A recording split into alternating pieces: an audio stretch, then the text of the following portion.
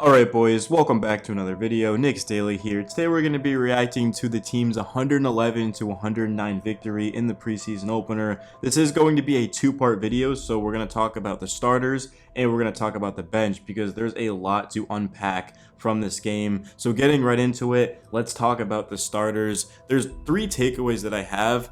The first is going to be the debut of Cat, the debut of Mikal Bridges, and then of course the health of OG Anunoby. Those three things were without question what I was looking the most forward to in this game. I'm definitely looking forward to seeing Josh Hart play the three as well. He has to work on his three-point shooting. He took two threes in this game, missed both of them, but last year 31%, in the playoffs got it up to 37%. I think that's going to be a huge key to the Knicks' success, is Josh Hart's ability to knock down open threes, because Brunson and Cat are going to draw a lot of attention. So is Bridges and Anunoby. If Hart can just knock down 37% of his threes, I mean, the Knicks are just going to be unbeatable in my opinion. But let's dive into Cat. So to me, you look at the stats, right? 2 of 7 from the field, 1 of 5 from 3. In the Discord, make sure you guys go join the Discord, bro. We talk Knicks every single day, every single pretty much second in there. If you looked at this game, right, and you watched it, you would realize that Cat's ability to shoot the basketball, be a threat out there, is just game-changing for the Knicks, because he's drawing his defender to be out there, the paint's wide open. And yeah, Cat missed 4 threes in this game, only made 1, but that's not going to be the case moving forward. It's the first preseason game. The Knicks just were pretty atrocious to start off this game shooting the basketball. I mean, they're shaking off a lot of rust. But just Cat, he had that deep three where Brunson just gave it to him, and Cat basically was near the logo. And then the other shot that he made was working against Nick Richards, and Cat just basically put his head down and went to the basket and was able to finish. So, and he played very good defense in my opinion as well, with 2 steals, protected the rim. I'm impressed with Cat. Again, small sample size is 15 minutes. I'm not saying anything crazy, but all I know is that this is exactly why the Knicks have been trying to trade for Cat for a long time now, because of what he can do. To stretch the floor, he can pass, he's smart, high IQ player, can protect the rim, can get into the passing lanes, and he just makes Jalen Brunson's life a lot easier. There was legitimate question marks in the Knicks organization about Randall's fit with this current team, and rather than find out if it works or not, the Knicks just said, hey, look, we know Cat's going to fit in with this team, so let's just go out there and let's make a crazy trade. So I was very, very impressed with Karl-Anthony Towns. Very good start, guys. I'm happy he's here. I think he puts us over the top. Legitimately, we got Cat. I was thinking we're winning it all. And let's talk about Mikal Bridges, who played 13 minutes, scored 4 points, had a rebound, 2 of 5 from the field, 0-1 from 3. Bridges, overall, I don't think there's that much necessarily to go over. Of course, he had that nice reverse layup, and of course he tipped his own rebounding as well. That one board was on the offensive side. He missed a layup and tipped it in. It seemed like the Knicks are just trying to get their chemistry down. I was happy to see that all the starters played at least 13 plus minutes. They definitely did look discombobulated playing together. Not that there's a lack of talent by any means, but just, I mean, this is in a completely different team if we're being honest, right? Like, who played in this game that was here last year? Anunoby, but he also missed a ton of time due to injury, so he's still trying to figure it out. Brunson, Hart, scroll down, Achua, Toppin certainly was in the G League. Derek Sims rarely played. He wasn't even a part of our rotation. Miles McBride certainly. So you can see, guys, Mitchell Robinson's hurt. So this is basically an entire new team. In the starting lineup specifically, they just didn't have much chemistry.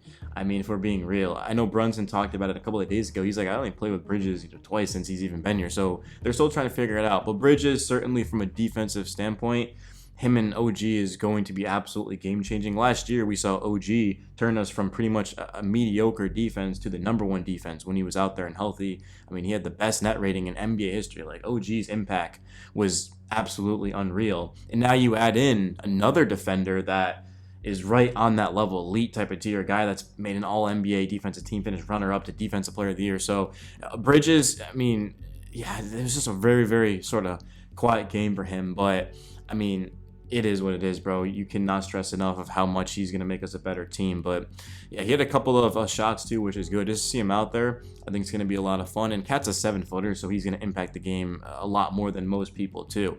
I mean, it's very easy to forget that Cat is a 7-footer just because he plays the power forward primarily. He's going to play the 5 for the Knicks, of course. So, and then outside of that, Jalen Brunson was Jalen Brunson, 5 of 11, 12 points, midseason form, 3 assists. I mean, Brunson didn't look like he was even trying, guys. I mean, this was just a quick 12 points in 15 minutes.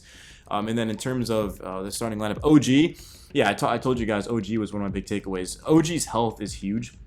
If he can stay healthy, we've got a great chance to win the championship. I know everyone's going to talk about Brunson and Cat, but for OG, I mean, you could argue he is the most important player on this team, if we're being honest, right? Not the best player, but the most important. Again, guys, because we didn't lose 2 games in a row when he was there, his defense, we ran a play for him to start off this game. OG had 4 points, 2 block shots, guys. 2 blocks in 14 minutes is insane. 6 rebounds. One of them was offensive. OG's defense was just so elite in this game, man. And I was impressed with him. Yeah, that contract I think was definitely deserved. I mean, how many guys in this league can defend like OG? I don't know if you can even count in one hand. And then also he can shoot the 3 ball and he's efficient. So very, very cool.